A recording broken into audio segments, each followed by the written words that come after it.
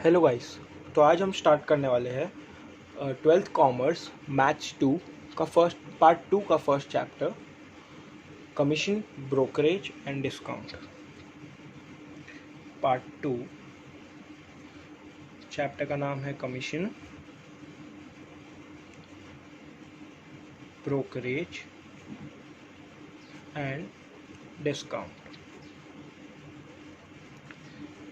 ठीक है, चैप्टर का नाम पढ़ते ही सबसे पहला वर्ड हमने जो देखा वो है कमीशन। अब कमीशन होता क्या है, तो इसको समझने के लिए हम एक छोटा सा एग्जांपल लेंगे। तो हम क्या करते हैं, इसको कंसिडर करते हैं कि ये एक पर्सन है, इसका नाम हम ले लेंगे पंकज। अब पंकज एक मैन्युफैक्चरिंग फर्म का ओनर है। अब मैन्युफैक्चरिंग फर्म क्या होता है? मैन्युफैक्चरिंग फर्म मतलब पंकज एक फर्म ओन करता है जिसमें वो गुड्स प्रोड्यूस करता है या गुड्स मैन्युफैक्चर करता है जो आगे जाके वो सेल करने वाला है। ठीक है, अब ये मेन बिजनेस उसका है गुड्स प्रोडक्शन या गुड्स मैन्युफैक्चरिंग, लेकिन वो चाहे तो ये गुड्स खुद भी सेल कर सकता है। लेकिन अगर वो ये गुड्स खुद सेल करेगा तो उसको मैन्युफैक्चरिंग बिजनेस में थोड़ा सा इफ़ेक्ट होगा, या हो सकता है लॉसेस होना पड़े, या उसको ज़्यादा एक्सपेंसेस हो जाएगा। इसलिए पंकज ने क्या किया, एक एजेंट अपॉइंट किया। अब पंकज क्या करता है, अपने गुड्स प्रोड्यूस करता है, मैन्युफैक्चर करता है और एजेंट को दे देता है। और एजेंट को क्या करना रहता है, ये गुड्स आगे मार्केट में सेल करना रहता है। अब एजेंट किस किस को बेच सकता है? एजेंट या तो होलसेलर को बेचेगा, या तो रिटेलर को बेचेगा, या कस्टमर को बेचेगा, या तो मार्केट में जो भी अवेलेबल बायर है, कोई भी रूप में हो सकते हैं, उन किसी को भी बेच सकता है। अब पंकज को एजेंट की किस किस को बेच रहा है या किन किन को बेच रहा है उससे कुछ फ़र्क नहीं पड़ता। पंकज को क्या मेन ऑब्जेक्टिव है कि उसके जो भी गुड्स है वो सेल हो जाने चाहिए और उसको अपना पैसा मिल जाना चाहिए। अब एजेंट पंकज के गुड्स बेच रहा है तो इसके बदले में एजेंट पंकज से कुछ एक अमाउंट लेगा,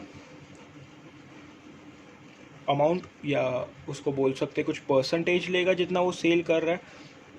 तो ये जो अमाउंट जो ये लेगा एजेंट, उसको हम क्या बोलेंगे, कमीशन। तो कमीशन क्या होता है, amount taken by agent for rendering his services is known as commission.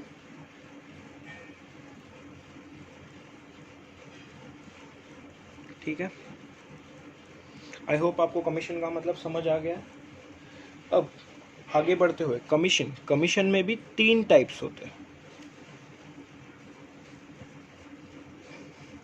अब सबसे फर्स्ट टाइप जो अभी हमने पढ़ा, जिसको हम कह सकते हैं ऑर्डिनरी कमीशन। ऑर्डिनरी कमीशन क्या होता है? ऑर्डिनरी कमीशन मतलब कोई कमीशन जो एजेंट प्रिंसिपल से लेता है अपनी सर्विस प्रोवाइड करने के लिए, जो हमने अपने ऊपर देखा। अच्छा, ऊपर वाले केस में पंकज हम लोग का हो गया प्रिंसिपल और ये एजेंट है एजेंट। तो एजेंट जो प्रिंसिपल से अमाउंट लेगा वो हम लोग का हो जाएगा ऑर्डिनरी कमीशन। सेकंड होता है ब्रोकरेज। अब ब्रोकरेज भी होता है कमीशन ही, लेकिन थोड़ा डिफरेंट होता है कमीशन से। अब ब्रोकरेज में क्या होता है, हम कंसिडर कर लेते हैं कि मैं एक एजेंट हूँ और ये मेरा प्रॉपर्टी है, या ये एक प्रॉपर्टी है। अभी ये प्रॉपर्टी किसी का तो होगा, तो ये जो होगा जिसका प्रॉपर्टी है वो बायर है, और एक है जिसको ये प्रॉपर्टी चाहिए, उसको हम लोग ले लेंगे सेलर। तो अब ये एजेंट मतलब मिडल मैन, तो मैं इस केस में मिडल मैन हो गया। तो मैं क्या करूँगा, बायर को सेलर से कनेक्ट करके दूंगा ताकि ये प्रॉपर्टी जिसको चाहिए वो ले सके। तो मैंने क्या किया, बायर ने सेलर को प्रॉपर्टी तो बेचा, लेकिन डायरेक्टली नहीं बेचा, बायर ने मेरे थ्रू प्रॉपर्टी बेचा सेलर को।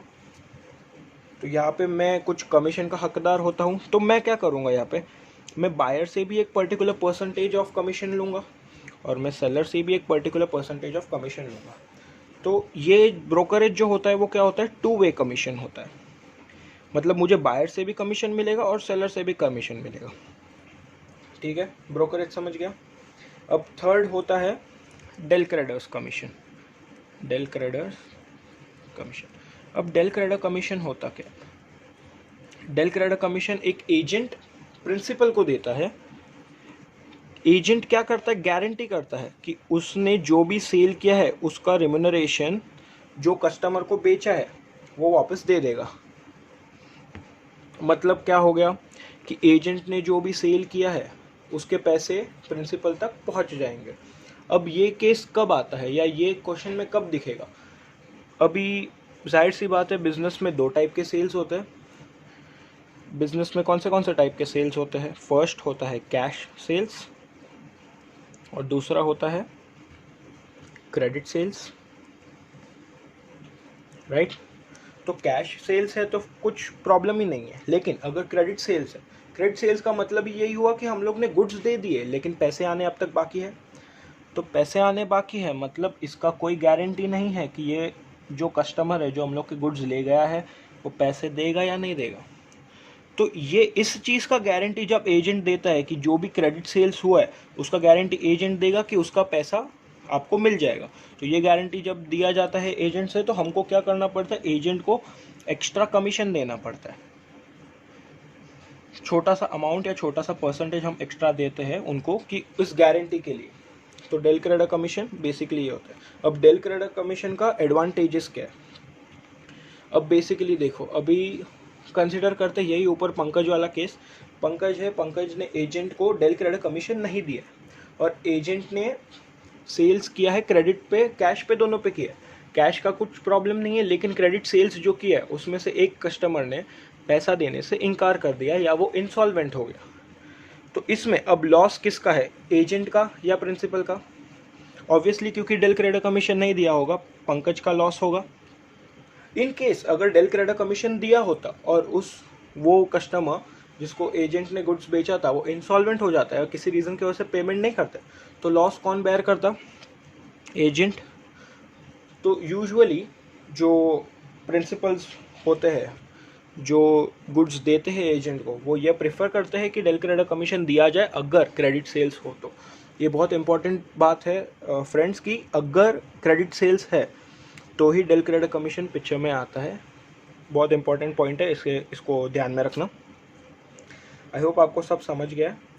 अच्छा, अब कमीशन अमाउंट कैसे निकालेंगे? कमीशन अमाउंट निकालने का एक बहुत बेसिक फॉर्मूला है। कैसे निकालेंगे? कमीशन का कुछ परसेंटेज दिया होगा हमको, कमीशन कितना परसेंट है, जैसे 12% हो सकता है, 15% हो सकता है, 5% हो सकता है। अब ये कमीशन परसेंट निकलता किस पे? एजेंट ने कितना सेल्स किया है, तो टोटल सेल्स। अब अगर एजेंट ने 50,000 का सेल्स किया है तो उसको 50,000 पे जो कमीशन उसको बोला गया था वो मिलेगा। अगर 1 लाख का सेल्स किया है तो उसके ऊपर मिलेगा। तो कमीशन का फॉर्मूला क्या है? Commission amount equals to commission percentage into total sales. ठीक है गाइस, आई होप आपको इतना समझ में आ गया है।